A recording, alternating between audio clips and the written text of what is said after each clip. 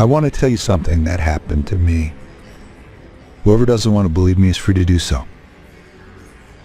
And whoever calls me crazy, I pray from my heart that they taste what I tasted and lived through. My life is ruined. Now, I no longer have anything to fear for. I wish for death every moment, but I can't reach it. Everything was lost because of one stupid moment for me. A moment where I couldn't control my nerves and I collapsed. And all this for someone who isn't even worth thinking about. And until now, I can't go back to how I was before, or even be able to live comfortably for a single second.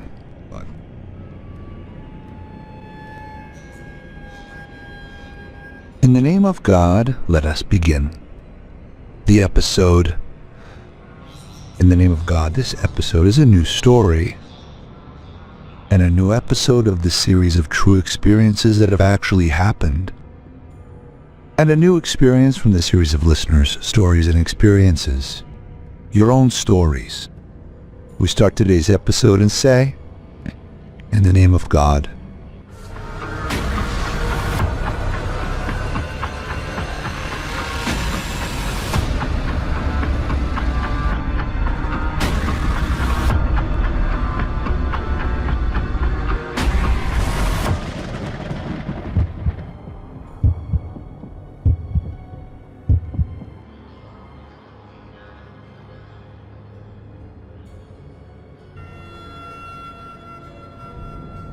I was serving them juice and cake. I thought Mustafa came to agree on a date for the marriage contract. Everything was already prepared exactly as we had agreed, so why delay any further? But when I sat down and looked at the faces of Mustafa and his mother who was sitting next to him, I felt something was wrong, and that what was going to be said was not what I was waiting to hear. Indeed, I saw his mother look up and say to me with complete calm and sadness, "Sarah, my daughter, we truly want you. And God knows I cherish you and consider you like the daughter I never had. But we are simple people, my daughter. We always like to stay out of trouble, and Mustafa, he is my only son. I don't want anything to touch him, near or far." I didn't understand anything at the time. I looked at Mustafa in amazement, waiting for him to speak. But he kept his head down, as if the words being said didn't concern him. And then his mother continued and said, "We found out that your brother divorced his wife amidst problems." Meaning, not like you told us that he just divorced and that's it. It's fate, it's fate. You divorced her, disgraced her, abandoned his children, and isn't supporting them. And his wife has filed countless lawsuits against him. And you know that Mustafa is an engineer with a reputation to uphold. It isn't right, my daughter, to marry into a family today, and tomorrow find his wife's brother and his children's uncle imprisoned for one of his cases. The world was spinning around me as I listened to her. I barely managed to answer her with difficulty and say, "What does that have to do with me?" Me? What is my fault? I have no connection to what my brother is doing. Why should I bear a guilt that isn't mine? I was surprised that Mustafa answered me with a coldness that broke my heart. He said, "Sarah, when a person marries, they marry a whole family, not just one person. And I don't want the day to come when I make you choose between me and your family. So it's better for each of us to go our own way." He said these words to me while he was taking the ring off his finger. Then he left it for me on the table, and they both left without another word. I can't describe what my feeling was at that moment. Sadness, disappointment, anger, or all of them together. All I wanted to do was scream. I will keep screaming like this. I will scream and cry until my voice gives out. Maybe only then will I calm down and recover from my shock. At the same time, I didn't want to show anything in front of my sick mother. If she had known the truth, she might have passed away. That's why I hid it from her, and I told her we had to postpone the wedding due to Mustafa's work circumstances. I managed to stay composed in front of her for a few days, but after that, I couldn't resist. So she wouldn't notice the heartbreak I was feeling. I told her I was going to stay with my grandmother for a while. And I actually left the house and everything in it and went to my paternal grandmother. And I still didn't say a word. I kept what happened inside me until one time when I couldn't hold it in anymore. I went into the bathroom and locked the door with the key. And I kept crying bitterly. I was covering my mouth with both hands so my voice wouldn't be heard. I felt then that there was a fire inside me boiling and burning my soul. Everything that happened since I met him flashed before my eyes in seconds.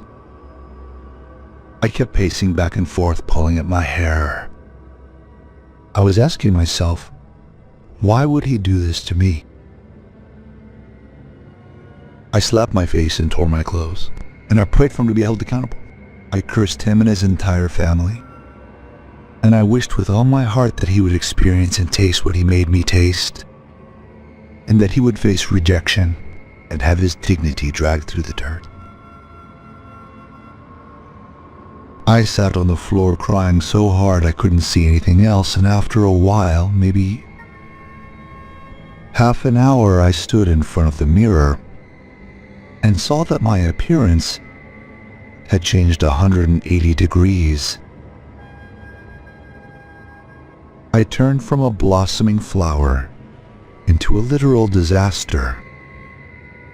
But the thing that made me panic and I couldn't believe my eyes was the white spot I found next to my mouth. Then doubt entered my heart, and I said, "Oh Lord, prove me wrong, oh Lord." But when I checked my body, I discovered that there were many more in other places. Only then did I become sure that what I was thinking was true. I got vitiligo from the grief, the oppression, and the shock I received. I got vitiligo. I mean, they didn't just wrong me, they even brought me illness. I didn't sleep that night. I spent the whole night praying against them with all my heart. When the daylight came and I felt my eyes getting heavy against my will, I found my grandmother coming into my room as she said to me, "What's wrong with you, my daughter? Why are you doing all this to yourself? I feel for you staying awake all night long. Have you seen what you look like now? He's probably sitting there not even thinking about you." "Who is that, Grandma? What are you talking about? Do you think I won't understand why you're here? You're running away from your mother so she doesn't ask you about anything." "I'm fine, Grandma, don't worry about me. I'm just going to sleep now. I was just..."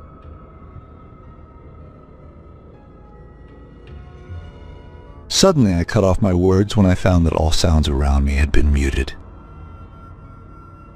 My voice, the sound of the street, and the sound of the fan, that never stops buzzing. Even when my grandmother opened her mouth to speak, I didn't hear her. For a moment I didn't understand what was happening, and the thought that came into my mind was that I had truly lost my hearing. But suddenly I heard a very high-pitched whistling sound in my left ear. I covered my hands while feeling a terrible pain. But the sound didn't stop. On the contrary, it turned into a very strong, rattling sound. And then it became a screaming sound. The strangest scream I have ever heard in my life. A high, gloomy scream that makes your whole body shiver. I could hear it coming from everywhere around me. as if it were coming from underground. Because of the intensity of the sound, I screamed too. And I was saying, "What is this sound? What is happening to me?" My grandmother quickly ran to me and said, alarmed, "A sound, a sound." "What sound, my dear?" "There is nothing. The sound of someone screaming." "Why don't you hear it like that? Why this very ominous way?" "Seek refuge in God, my love. Maybe something is wrong with your ear. People are still asleep and there's no sound at all." I was about to insist that I heard a strange sound, but we were both shocked when we heard a fight in the apartment across from us. Uncle Rizk, our neighbor, was yelling, saying, "Tell me, are you stealing my money, you dog? Is this the result of how I raised you? Let me tell you something. Leave us, get out of here now." And he said to me, "I won't respect your age. Didn't you cut off the money for me? I will take what I want when I want. And get out of my face now. I can't see straight." My grandmother and I ran outside. We opened the apartment door and the sound was still with me. I couldn't focus on the sound that was eating away at my brain, nor on Omen, Uncle Rizk's son, who raised the knife in front of everyone and plunged it into his father's heart. In that moment, everyone froze in place. Only Omen ran away before anyone could grasp what had happened. As for me, I was aware of only one thing. As soon as I saw Uncle Rizk's blood spilling before me, the screaming in my ears stopped. After this incident, my grandmother didn't leave anyone without telling them. But she told the story in her own way, and as she understood and believed it. Every time she saw someone, she would tell them. And suddenly she said to me, "There's a sound of someone screaming, Grandma." And at that same moment we found Rizk shouting at his son, and suddenly he struck him with the knife right away. And of course the world turned upside down and everyone was screaming. I mean, the girl had a premonition, as if she has a divine gift. I will bless her so she doesn't get jinxed.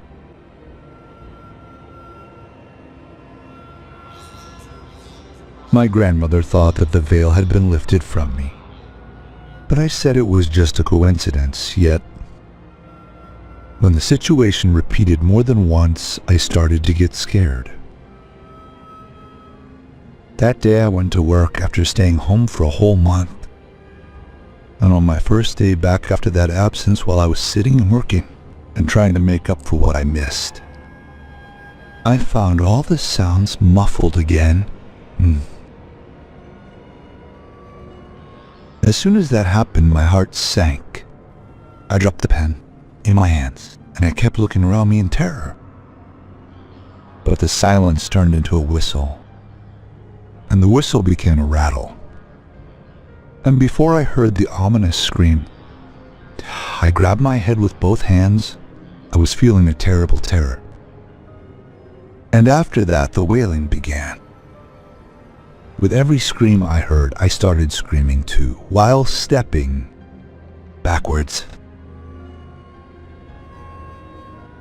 All my colleagues gathered around me, trying to understand what happened to me. But before I could utter a word, we heard a very loud thud that shook the ground beneath our feet. In seconds, we saw all the men who were with us running towards the elevator. What I learned after I recovered from my state was that the elevator fell with the worker responsible for it. The worker passed away and no one could save him. This time I was sure that something was wrong. That's why I didn't stay silent. I went and told my mom and grandma everything that happened. At that moment I found my mom talking to me, saying, "Glory be to God. It must be as your grandmother said. The veil has been lifted for you. What veil, Mom, that has been lifted? I feel like something is wrong. We must act and do something. It's unreasonable that every time I hear this sound, someone dies. What do you want us to do? Besides, are you the one killing people? This is God's decree. Everyone's life is calculated and written. No, I can't be convinced by this talk. This is the second accident. My daughter, you have nothing to do with it. This is something from God. He is giving you a sign that something is going to happen. I was about to continue my conversation with her, but we found my grandmother getting up from her place, and she said, "It's either that the veil has been lifted for you, or you are a jinx. Daughter of Swad, Madians. Are you satisfied now?"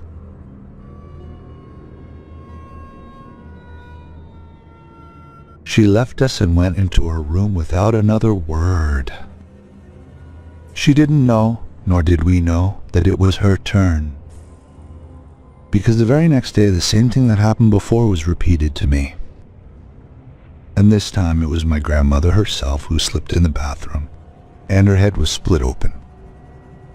She died. She couldn't handle a fall like that, given her old age that day.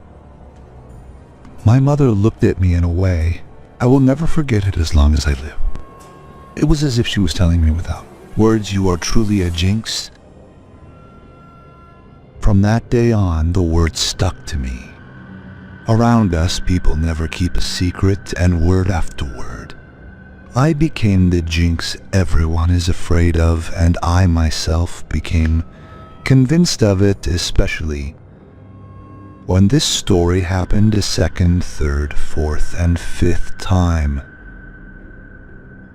And it was as if the scream I hear is an omen that something bad will happen.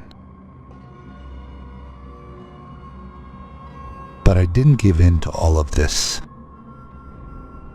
One day I stood up to my mom and said to her, "I won't stay silent while I see everyone calling me a jinx.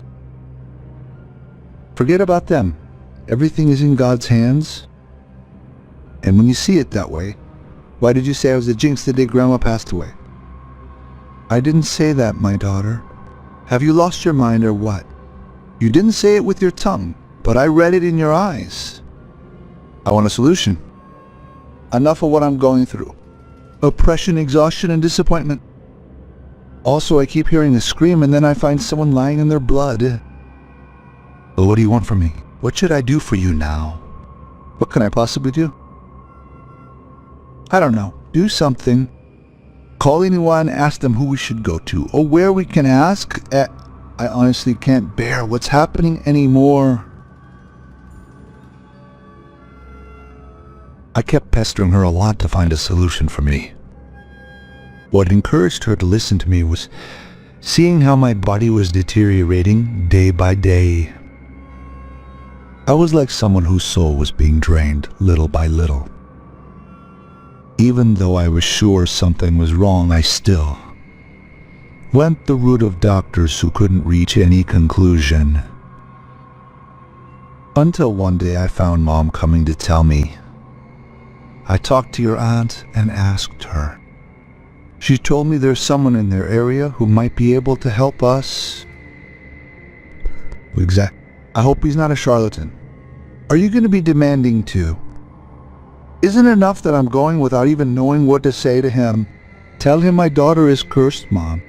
Tell him my daughter has a demon screaming in her ear, and then the angel of death comes to take anyone around her. Shut up, girl. Don't talk about yourself like that. Do you want to ruin your reputation or what? I want relief, Mom.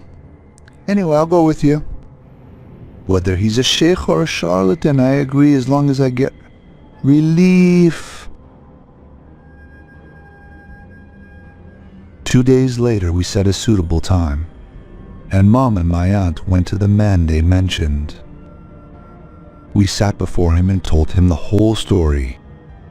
That's when he asked me, "Have you been to the graveyard recently and stayed late there?" "No, I've never been to a graveyard before at all." How then? Did you cry in that bathroom? Or dance in front of the mirror? Have you ever attended a czar ceremony before? Did someone meet you and ask for your name and your mother's name? Is there someone who hates you and wishes you harm? Mom replied to him then, saying, "No one hates her or anything like that, and she doesn't do the things you're talking about. Look, just tell us what is wrong with her. We came to you to understand." When I remembered what I did in the bathroom while I was at my grandmother's house, I interrupted them and said, I actually did cry a lot in the bathroom. And it was the first time I knew I had vitiligo. So you increased your crying, wailing, and sadness over what afflicted you? Didn't you? Yes, that's true. That is exactly what happened. He didn't answer me, he kept on. He kept writing strange symbols in the book in front of him. And he sat there reading things, but we couldn't hear what he was saying. After waiting a while, he said, as he closed the book, "Take yourselves and leave here. I am not getting involved in this matter. And the money you paid outside, take it, so you don't say I scammed you." "Why like this, Sheikh Abdel Hamid? The girl is slipping away from us. It's a sin to turn us away heartbroken like this. Just explain to me, what did you see?" "This girl is possessed, dear lady. Possessed. Because of what she did in the bathroom, and the deep anguish inside her opened the door for the Nai." "And what is this Nai? What does it mean?" "A type of Jinn. A harbinger of doom. It screams before calamities happen. It doesn't enter the body, and she is the one I read over. But it lives on the energy of anguish and wailing. When your daughter went into the bathroom and did what she did, she opened the way for it.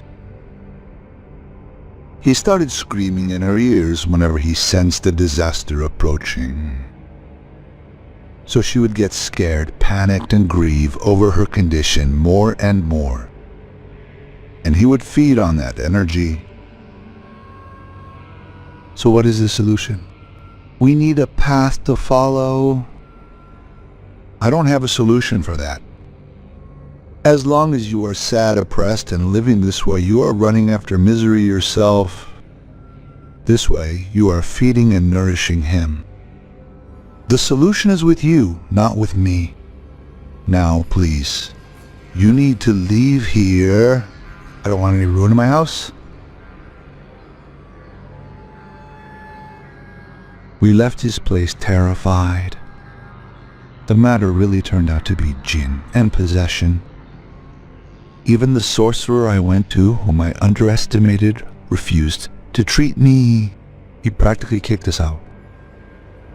Then who should I go to for someone to save me from what I'm in? That was the question we all asked each other every day. And from there, my journey with sheikhs everywhere began. But from the moment this journey started, my life became much more terrifying than before. Endless nightmares. I would always see something very large and black, like a human but huge, tall and wide. It had huge wings, terrifyingly black in color. I would be asleep in my bed and he would come to wake me up and force me to sit. Then he would surround me with his wings and scream in my ear with the same scream I'd gotten used to hearing. I would wake up terrified, unable to catch my breath. And when someone asked me what was wrong, I couldn't answer or speak. I would remain in that state for a very long time until I recovered. I also noticed that my left ear started to bleed, just a little bit of blood. This would happen when I prayed or read the Quran. And of course I would be forced to stop what I was doing out of fear. One day we were sitting with a new sheikh our neighbors had recommended. He learned the whole story from us. Then he spoke and said, "By God, what I know and believe is that there is no problem without a solution. It might really take a long time, but with patience and the strength of your faith, you can heal yourself." I told him, raising my hand to my ear because I felt a beginning of ringing in it. "I don't know how to do anything. Every time I start with protective recitations, I go back to square one. As if he is fighting me." As if. No, he is actually fighting you. He is defending his place in your life. Now, do you want to get rid of him or not? "Yes, of course. Why else would I be here?" Then you must fight too and defend yourself. The sheikh began to recite the ruqyah. In one verse after another, I felt his voice drifting away. I looked at him, wanting to tell him what I felt, but my tongue was tied and I couldn't speak. I tried to raise my hands to signal him, and I actually managed to lift them, but I found myself gesturing and saying no. From within, I didn't want to do that, but my hand was moving on its own, as if I had no control over it. The sheikh saw what I was doing and continued anyway. A while later, his voice went very far away from me, completely gone. I could only see his lips moving. Suddenly, I felt something coming out of my ear. I found Mom running toward me, signaling the sheikh to stop. The sheikh went silent, looking at me in astonishment. Only then did I start hearing them again. I heard Mom saying, "Oh, my poor daughter, you see, Sheikh, it's like this every time. We told you we never get to finish anything. You shouldn't give up like this. You should have let me finish the reading. It's just him acting up, nothing more. And what guarantees me that my daughter won't get hurt? Don't you see the blood coming out of her ear? That's just his way, but he can't harm her. Let me finish what I'm doing. You are supposed to strengthen and encourage her, not scare her more. And isn't this blood coming out a form of harm? No, find us another solution. Make her an amulet to wear and chase this thing away from her. Without her going through all this, there is no power nor strength but in God. So we abandoned God's Quran and turned to amulets and this nonsense. Listen, everyone, if you don't finish, she will remain under his control for the rest of her life." Mom was wiping the blood from my ear and the sweat from my face, then said while pulling me up, "I can't see my daughter in this state. We will find a solution eventually."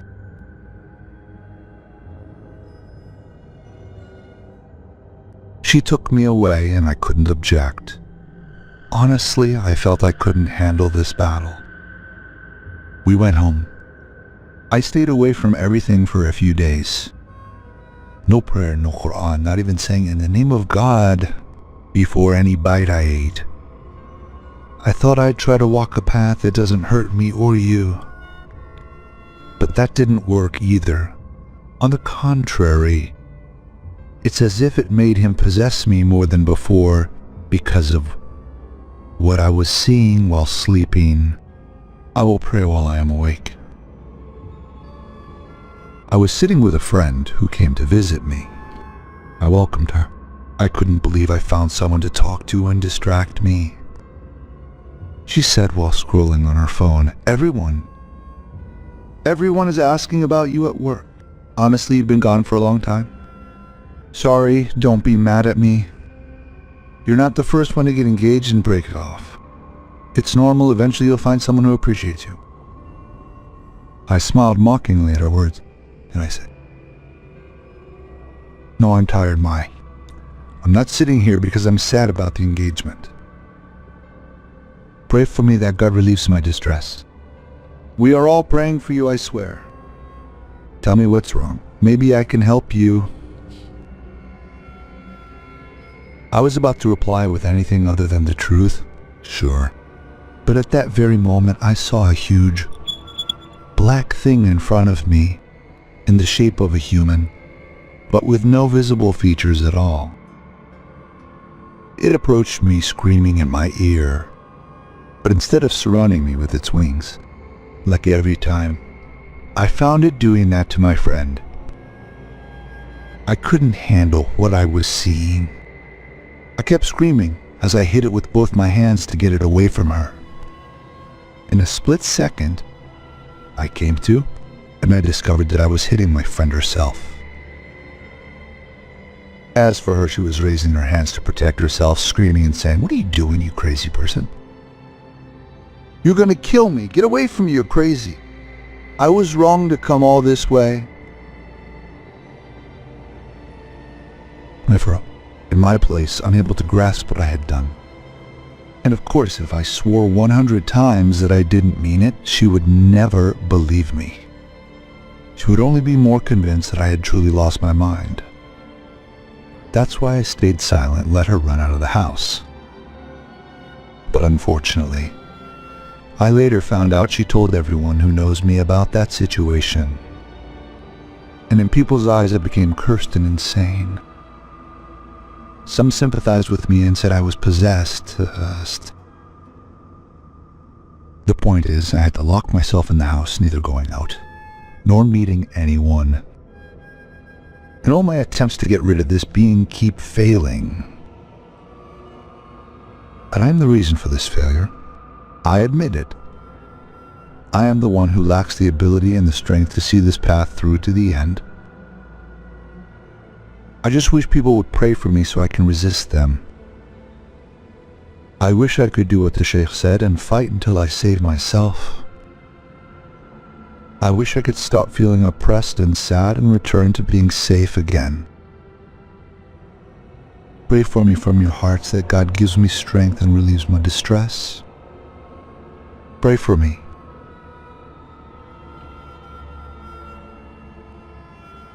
And with that, today's episode, story, and experience come to an end. You have the right, my friend, to believe or disbelieve all or part of the episode. For these are the listeners' experiences, your stories. I thank writer Noura Hussein for writing the episode in the radio style you just heard. I also thank writer Lisa Zaglul for preparing all the episodes of the General of Horror program. And I thank Mustafa El-Masri for the sound effects and music. And I thank you all for listening. If you are new to the channel, please don't forget to subscribe and hit the bell icon to receive all updates. If you are one of those who like to support me, please don't forget to like, comment, and share. Thank you very much. You have been with Mohammed Gwaili and the General of Horror program. Peace.